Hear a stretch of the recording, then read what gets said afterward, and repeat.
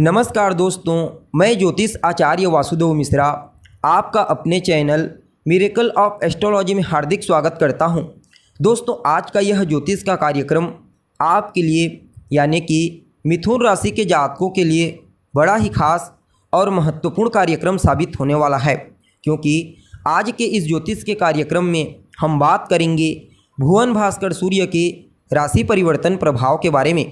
जी हाँ, ग्रहों के सम्राट सूर्य अपनी वर्तमान उच्च राशि सेनापति मंगल की मूल त्रिकोण राशि अग्नि तत्वीय राशि मेष राशि को छोड़कर अपने शत्रु दैत्य गुरु शुक्र की साधारण भूमि तत्वीय राशि वृषभ राशि में प्रवेश करने के लिए जा रहे हैं।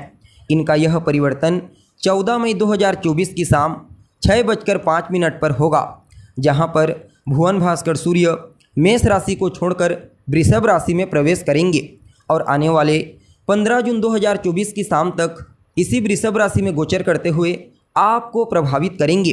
उसके पश्चात पुनः एक बार राशि परिवर्तन करके अपने पुत्र बुध की साधारण वायु तत्वीय राशि मिथुन राशि में प्रवेश कर जाएंगे। तो ऐसे में बड़े विस्तार के साथ इस गोचर को समझने का प्रयास करेंगे कि किस प्रकार से सम्राट सूर्य वृषभ राशि में गोचर करते हुए आपको परिणाम प्रदान करेंगे। सूर्य का यह गोचर जीवन के किन किन क्षेत्रों में आपको विशेष तौर पर सफलता प्रदायक साबित होगा, लाभ प्रदायक साबित होगा।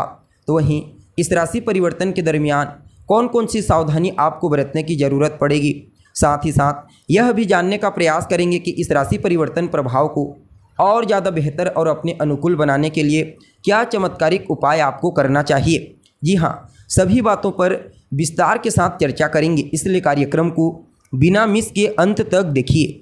और अगर आप अपनी जन्म कुंडली पर हमसे परामर्श लेना चाहते हैं, जन्म कुंडली का विस्तार पूर्वक अध्ययन करवाना चाहते हैं, तो आपको डिस्क्रिप्शन बॉक्स में और वीडियो के अंदर हमारा कॉन्टैक्ट नंबर मिल जाएगा, जहां से आप या तो व्हाट्सएप के माध्यम से या फिर डायरेक्ट फ़ोन कॉल के थ्रू अपॉइंटमेंट लेकर अपनी जन्म कुंडली का विस्तार पूर्वक विश्लेषण करवा सकते हैं।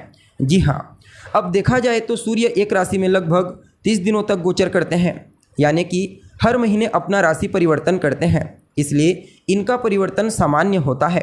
लेकिन जब बलवान अवस्था में किसी राशि में गोचर करते हैं या फिर किसी विशेष ग्रह के साथ युति बना करके गोचर करते हैं, तो फिर उस समयावधि में अपना अद्भुत परिणाम प्रदान करने के लिए बाध्य होते हैं। जी हाँ, क्योंकि ज्योतिष शास्त्र में इन्हें मूल रूप से तो आत्मा का कारक ग्रह कहा गया है, लेकिन यह हमारी आत्मा के साथ साथ मान सम्मान, पद प्रतिष्ठा, प्रसिद्धि, ऊंचाई, सरकारी नौकरी, सफलता और आरोग्यता के भी कारक ग्रह होते हैं और अपने इन्हीं कारकत्वों के चलते हमारे जीवन के विभिन्न पहलुओं को समय समय पर प्रभावित करते रहते हैं।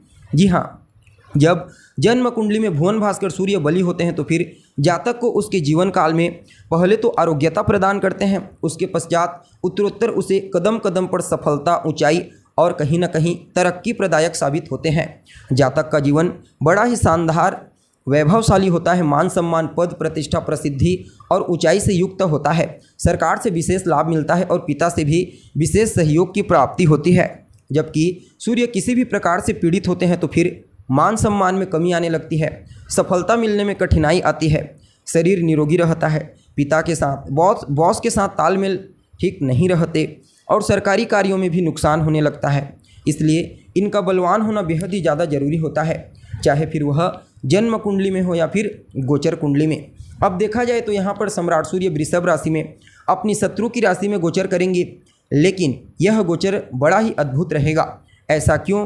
पहले तो यह वृषभ राशि अर्थ की राशि है, यानी कि धन की राशि है, तो धन की राशि में गोचर करेंगे और धन के कारक देवगुरु बृहस्पति के साथ युति बना करके गोचर करेंगे।